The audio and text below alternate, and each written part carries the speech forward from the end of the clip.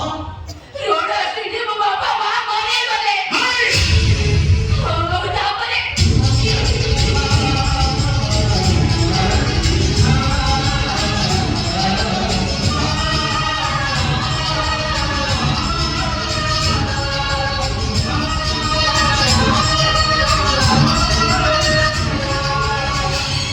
ଆମ ସମସ୍ତ ପ୍ରପର୍ଟିର ମାଲିକ ହେବା ପାଇଁ ଆମ କମ୍ପାନୀର ଏମଡି ବିଶାଲଙ୍କର ତାଙ୍କ ସାନ ପୁଅ କୁନାଲ ସହିତ ଜୋର କରି ମୋତେ ମ୍ୟାରେଜ କରିବାକୁ ବାଧ୍ୟ କରୁଛନ୍ତି।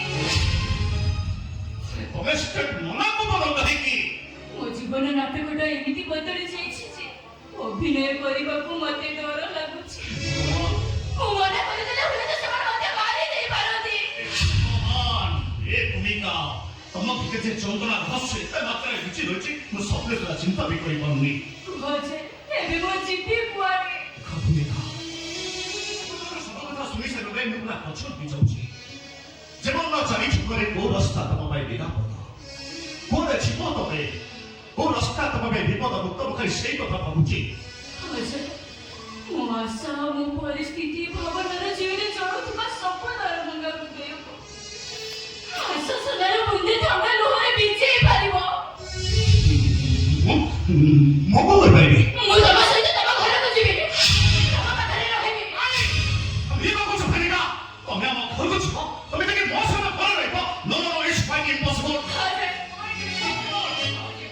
ତମ ସ୍ତ୍ରୀ ଭାବରେ ନୁହେଁ କି ତମ ପ୍ରେମିକା ଭାବରେ ନୁହେଁ, ଗୋଟେ ବାନ୍ଧବୀ ଭାବରେ ରହିବ। ଭୂମିକା ଏ ବାନ୍ଧବୀକୁ କଣ ଏତିକି ସାହାଯ୍ୟ କରିପାରିବ? ମନେ କରିଲେ ଯେ ଏ ବାନ୍ଧବୀକୁ ଏତିକି ସାହାଯ୍ୟ କର, ପ୍ଲିଜ୍ ଏ ବାନ୍ଧବୀକୁ ଏତିକି ସାହାଯ୍ୟ କର। ଭୂମିକା ଆମେ କିନ୍ତୁ ଗରିବ ରେଖାର ଶେଷ ସୀମା ତଳେ। ନା ଅଛି ମୁଣ୍ଡ ଉପରେ ଗୋଟେ ଭଲ ଛାତ, ନା ଖାଇବାକୁ ଅଛି ଗୋଟାଏ ଭାତ।